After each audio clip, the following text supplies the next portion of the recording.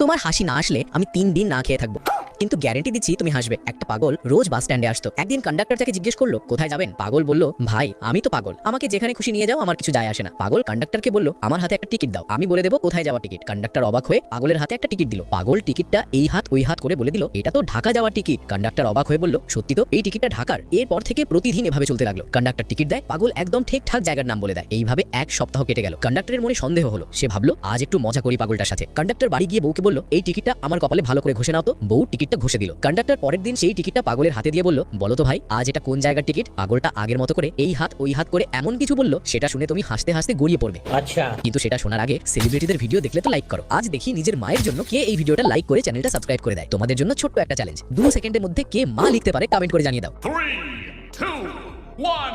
এবার শোনো, পাগল বলল কন্ডাক্টর ভাই এই টিকিটটা তো তোমার বাড়ি যাওয়ার, কারণ তোমার বউ তোমার কপালে ঘষা দিয়েছিল।